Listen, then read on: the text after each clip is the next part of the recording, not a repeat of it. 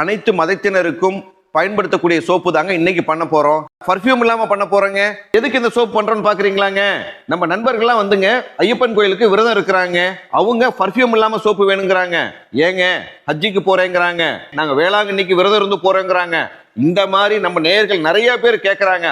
நாங்க செய்யற சோப்பை வந்து நீங்களும் செய்யணும். அதுக்காக தாங்க அளவுகள் எவ்வளவு போடுறோம் அப்படிங்கிறத விரிவா சொல்றேங்க. தேங்காய் எண்ணெய் 850 கிராமுங்க. பாருங்க, பட்டரு 100 கிராம். அடுத்தது பாருங்க, விளக்கெண்ணெய் 50 gram, caustic soda 175 gram, RO water 350 கிராமுங்க. ஆர்ஓ வாட்டருக்கு உண்டானதையும் கேஸ்டிக் சோடாவையும் கலந்து லையா வச்சிருக்கிறாங்க. இப்ப பாருங்க, இதுக்கு மிக முக்கியமானது என்னன்னு பாக்குறீங்களா? இந்த மாதிரி ஸ்கேல் வேணுங்க. அதுக்கப்புறம் பாருங்க, வடிகட்டுறதுக்கு இந்த மாதிரி வச்சிருக்கணும். ரெண்டாவது இந்த மாதிரி மோல்டுங்க. இந்த மோல்டுல இதை பூராமே நம்ம வந்து ஒன்று வாஸ்லின் அல்லது கிளிசரின் அல்லது தேங்காய் எண்ணெய் இதை போட்டு வச்சிருக்கணுங்க.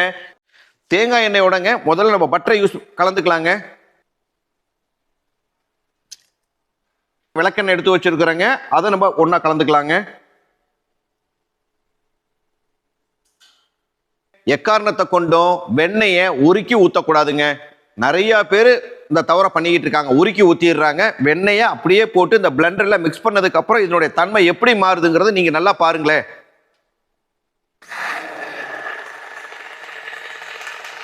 பிளெண்டரை வந்துங்க நம்ம மிக்ஸ் பண்றதுக்கு மட்டும் தாங்க, பட்டர் நல்லா மிக்ஸ் பண்றதுக்கு மட்டும் தாங்க பயன்படுத்தணும்.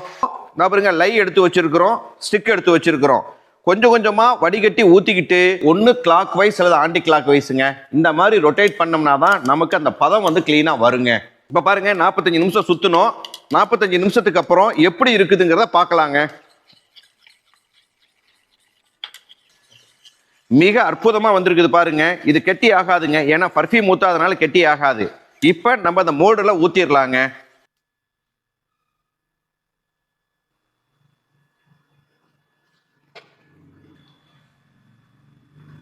இந்த மாதிரிங்க ஒரு இந்த மாதிரி வைபர் வச்சு நீங்க இந்த மாதிரி இழுத்து விட்டீங்க அப்படின்னா மிக சிறப்பா இருக்குங்க.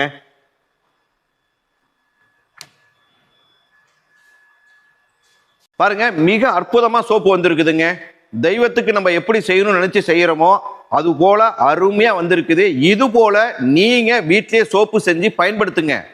இல்லைங்க உங்களால செய்யறதுக்கு நேரம் இல்லை அப்படின்னா கீழ்காணும் நம்பர்ல நீங்க தொடர்பு கொள்ளுங்க, நாங்க உங்களுக்கு அனுப்பி வைக்கிறோங்க. இது போல பல வீடியோக்களை கொடுக்க இருக்கிறோங்க. அதனால நம்மளுடைய சேனலை வந்து சப்ஸ்கிரைப் பண்ணுங்க, லைக் பண்ணுங்க, கமெண்ட் பண்ணுங்க, மறக்காம ஷேர் பண்ணுங்க. மீண்டும் இன்னொரு வீடியோவில் சந்திக்கிறேன். நன்றி, வணக்கம்.